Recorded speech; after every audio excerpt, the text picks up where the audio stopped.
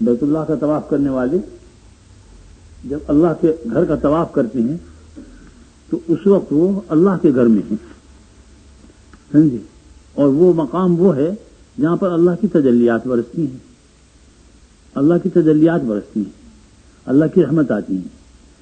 عام آدمی اس بات کو نہیں سمجھتا، لیکن اگر اسے ذرا اینک لگا دو اس کی آنکھوں پر تو اسے زیادہ نظر آئے گا۔ اس کے کانوں میں اگر سننے والا آلہ لگا دو تو وہ چیونٹیوں کی چالیں بھی سننے لگے گا، ان کی حرکتوں کے اوپر بھی اس کے کانوں میں پہنچنے لگے گی، مکھیوں کی بھنبھناہٹ اس کے کانوں کو پھاڑنے لگے گی، یہ کیفیت آ جائے گی۔ تو یہ ایک حالت ہوتی ہے، کسی وجہ سے پیدا ہوتی ہے۔ شیخ کا وجود بھی ایک آتشی شیشہ ہے، شیخ کا وجود بھی ایک آتشی شیشہ ہے۔ جب آدمی کسی چیز کو دیکھنا چاہے تو اس کی نگاہ کام نہیں کرتی، اور آتشی شیشے میں دیکھنا چاہے تو وہ بڑی موٹی موٹی نظر آتی ہے، وہ چیز بہت صاف اور واضح نظر آتی ہے، اس کی حقیقت بہت منکشف ہوتی ہے آدمی کے اوپر۔ اسی طریقے سے شیخ آتشی شیشہ ہے، جب بندہ اللہ کو یاد کرتا ہے تو اسے اللہ کی یاد کرنے میں وہ لذت نہیں آتی جو شیخ کے رابطے سے آتی ہے، اس لیے کہ شیخ ایک آتشی شیشہ ہے، اس کے ساتھ رابطہ رکھنے سے انسان کا تعلق اللہ سے ایسا ہو جاتا ہے جیسے کہ قریب کا ہو گیا، اور وہ زیادہ وضاحت کے ساتھ انسان کے لیے انسان کے دل پر اپنی رحمتیں، اس کی رحمتیں تو ہر جگہ موجود ہیں، لیکن وہ رحمتیں صاف نظر آنے لگتی ہیں، واضح ہو جاتی ہیں آدمی کے لیے، کشادہ ہو جاتی ہیں انسان کے لیے۔ آدمی کا دل ان جن چیزوں کو نگاہ نہیں دیکھ سکتی ان کو وہ دیکھ لیتا ہے، جن چیزوں کو نگاہ نہیں سن سکتی وہ کان نہیں سن سکتے انہیں وہ سنتا ہے۔ اسی طریقے سے ہر وہ چیز جو آدمی کی نگاہ کے سامنے آتی ہے وہ وضاحت کے ساتھ آ جاتی ہے۔ سورج جس کی روشنی اتنی تیز ہے کہ سردی کے اندر بھی اگر دھوپ میں بیٹھو تو جسم کو جلنے لگتا ہے، تو وہ سورج اگر کسی چیز کو پھونکنا چاہے تو اتنے دور کے فاصلے سے اس کی روشنی اس چیز کو نہیں پھونکتی، کیونکہ سورج بہت دور ہے۔ لیکن جب آتشی شیشے کے ذریعے اس سورج کی کرنوں کو کھینچو اور پھر کسی چیز پر ڈالو تو اس میں آگ پیدا ہو جاتی ہے اور وہ چیز جل جاتی ہے، وہ تنکا بھی جل جائے گا، وہ کاغذ بھی جل جائے گا، وہ ہاتھ بھی جل جائے گا، چھالا پڑ جائے گا۔ حالانکہ سورج کی روشنی سے چھالا نہیں پڑتا، لیکن آتشی شیشے کے ذریعے اس کی حقیقت ظاہر ہو جائے گی کہ سورج۔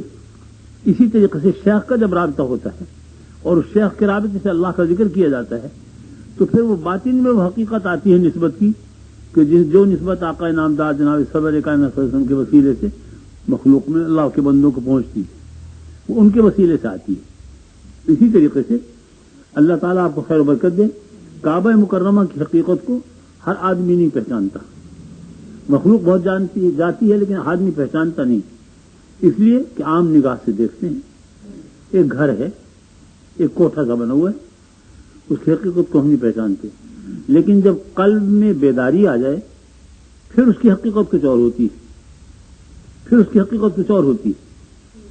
یہ فقیر ایک بار حضرت کے ہاں سے مدینہ طیبہ سے رخصت ہو کر اور واپس پاکستان آ رہا تھا، آتے ہوئے ہم حرم کعبہ میں ٹھہرے اور وہاں عمرہ لائے اور عمرہ لا کر طواف کر رہے تھے، تو وہاں جتنا وقت ہم ٹھہرے رات کے وقت طواف کیا کرتے تھے۔ رات کے وقت طواف کرنے میں آرام یہ ہوتا ہے کہ کم آدمی ہوتے ہیں، اکثر بیشتر لوگ سو چکتے ہیں، جو بیدار رہنے والے ہیں وہ رات کو آتے ہیں اور وہ اپنا کام کرتے ہیں۔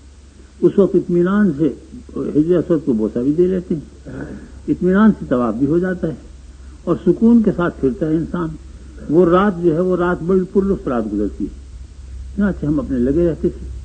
ایک دن یہ فقیر پھر رہا تھا اور اپنا کام کر رہا تھا، تو جو آدمی کی حالت ہے وہ تو وہی کرتی ہے، لیکن آدمی اگر چل رہا ہے اور چلتے چلتے اپنے وجود کی گرمی کے ساتھ چل رہا ہے تو اور بات ہے، لیکن اس کے اوپر ایک فوق العادہ گرمی کے اثرات محسوس ہونے لگے تو کہتا ہے یہ گرمی کیسے ہو گئی، یہ گرمی کیسے ہو گئی، کوئی سورج آ گیا ہے یا کوئی آگ کی بھٹی قریب آ گئی ہے، کیا معاملہ ہے، گرمی کیسی ہے؟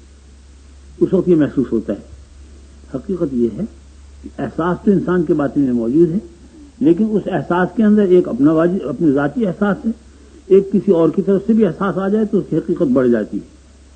چنانچہ پھر رہا تھا، پھرتے پھرتے اس فقیر کو ایک کیفیت کا احساس ہوا۔ میں حیران ہوں کہ عجیب کیفیت ہے۔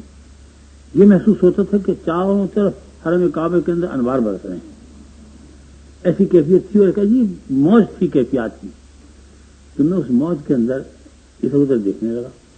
تھوڑی دیر میں ایک گاڑی آئی، ہتھ ریڑی، جو معذورین کے لیے استعمال کی جاتی ہے حرم کعبہ میں حج کرتے ہوئے طواف کرانے کے لیے، اور اس کے ساتھ کچھ آدمی بھی تھے، اور اس میں مولانا ذکریہ صاحب شیخ الحدیث بیٹھے ہوئے تھے۔ اس وقت مجھے احساس ہوا کہ حضرت کے وجود کی مسعود کی برکتیں ہیں، ان کی برکات ہیں جو میں محسوس کر رہا ہوں۔ چنانچہ فوراً میں ہوشیار ہوا اور میں ساتھ ساتھ اپنے چلتے ہوئے ان کے ساتھ ساتھ چل دیا خود ہی، اور جا کے میں نے اپنے طواف کے ساتھ ان کے ساتھ اپنے طواف پورا کیا۔ طواف پورا کرنے کے بعد لگا رہا اس رات میں ان کے ساتھ۔ مجھے آج تک وہ واقعہ یاد ہے۔ کیا تھا؟ ایک اللہ والا ہوتا ہے، اس کی حقیقت کچھ اور ہوتی ہے۔ ہم بیچارے اس قابل کہاں ہیں کہ ان چیزوں کو جانیں؟ ہم تو یوں ہی تھوڑی سی ایک سود بود آ گئی ہے، تم باتیں کر لیتے۔ جبھی تو میں کہتا ہوں ہم بچے ہیں بھائی۔ اس راستے کے بڑے بڑے لوگ بہت بہت حال کے ساتھ گزرتے ہیں، ہم نے ان احوال کو دیکھا اور غور نہیں کیا کبھی۔ میرے حضرت قبلہ عالم مدنی رحمۃ اللہ علیہ جب تشریف لائے تو عوام الناس نہیں سمجھتے تھے ان کی حقیقت کو۔ ایک عام آدمی ہے، ایسے ہی سیدھی سیدھی باتیں کرتا ہے، ساری دین کی باتیں کرتا ہے، کوئی خاص بات نہیں، یہ کہا جاتا ہے، لیکن حقیقت کچھ اور تھی۔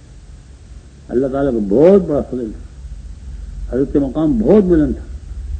مدینہ طیبہ، ایک ولی اللہ کسی دنیا کے کونے میں ہوتا ہے، ایک ولی اللہ مدینہ طیبہ کے اندر کوئی ولی اللہ ہو، کتنا بلند مقام اس ولی اللہ کا ہوگا جو مدینہ طیبہ میں ولی اللہ ہو۔ اور پھر حرم کعبہ کے امام تک ان سے بیعت تھے، تمام بہت اونچے اونچے مقام کے علماء اور بزرگان حضرت سے بیعت تھے۔ تو یہ حقیقت ہر آدمی کو نہیں محسوس ہوتی، یہ تو اللہ تعالیٰ بہتر اپنے جانتے ہیں۔ ہمیں تو صرف عقیدت، محبت اور ادب کے ساتھ رکھنا ہمارا کام ہے۔ ہمارا کام ہے کہ اس رابطے کو قائم رکھیں۔ جب تک وہ آج شیشہ ہمارے ہاتھ میں ہے، ہم صحیح نگاہ سے دیکھتے رہیں گے، ہمیں ہر چیز صحیح نظر آتی رہے گی، چھوٹی چھوٹی حقیقت بھی ہمارے اوپر منکشف ہوگی۔ اور اگر وہ آج شیشہ ہمارے ہاتھ سے چھوٹ گیا تو ہم اندھے ہیں، عبادت تو کریں گے لیکن اندھے ہیں۔ ہماری عبادت میں وہ لذت نہیں آئے گی، وہ مزہ نہیں آئے گا، وہ حضوری نہیں ہوگی، قرب الہی نہیں ہوگا۔